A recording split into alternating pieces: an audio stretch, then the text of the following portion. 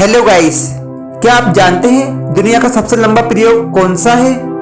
हम बताते हैं। 142 साल बाद बीज से निकला अंकुर। करीब 142 साल पहले बीजों को मिशिगन स्टेट यूनिवर्सिटी में बोतल बंद करके उन्हें दफना दिया गया था। 142 साल पहले अब जाकर उनमें से अंकुर फूटे हैं।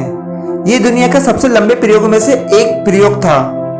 ये आज भी चल रहा है। इन बीजों को 23 अप्रैल 1879 में बोतल बंद करके जमीन के नीचे दफना दिया गया था।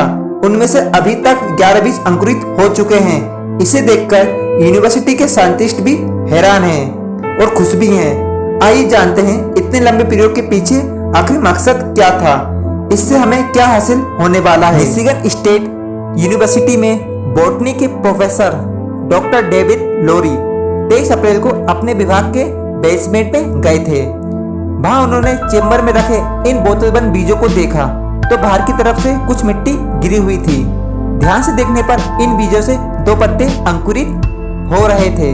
प्रोफेसर लोरी ने कहा कि यह एक हैरत अंगेज करने वाला मौका था। साल 1889 में वनस्पति वैज्ञानिक विलियम जीन्स ने मिशिगन के ईस्ट लैसिंग इलाके और आसपास से कुछ बीज जमा किए।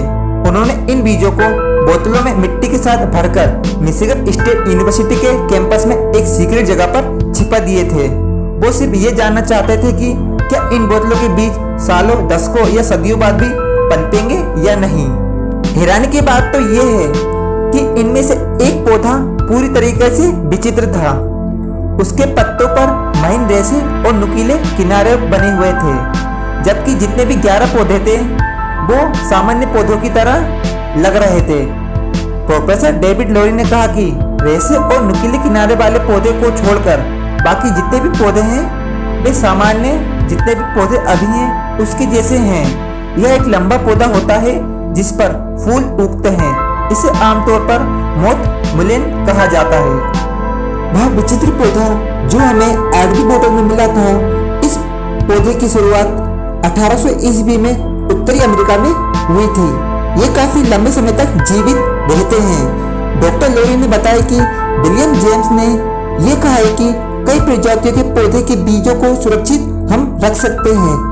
बाद में जो 11 बोतलें मिली उनमें से जो बेरीबस कम प्रजाति नामक एक बीज मिला, लेकिन ये ज्यादा विकसित अभी तक नहीं हो पाया था। बेरीबस कम जो नवी बोतल में निकला था, विलियम जेम्स ने यह बताया है कि 50 बीजों को अलग अलग बोतलों में रखा गया था। हर 4 या 5 दशक के बाद इन बोतलों को खोजा गया और इसमें से ज्यादातर सही तरीके से अंकुरित होते आए हैं। इसका रिकॉर्ड मिशिगन स्टेट यूनिवर्सिटी के बॉटनी डिपार्टमेंट के रिकॉर्ड में अभी भी मौजूद है। डॉक्टर लोरी ने बताया कि 142 साल के बाद जब इन बीजों को सूरज की रोशनी और गर्मी मिली तो यह नींद से जाग गए। इनमें वापस जीवन उत्पन्न होने लगा। देखिए, अब ये बीज वापस से अंकुरित हो रहे हैं। इसका मतलब ये है कि सदियों पुराने बीज भी वापस सही पारिस्थितिक मिलने पर पौधा का रूप धारण कर सकते हैं। थैंक यू गाइस पूरा वीडियो देखने के लिए।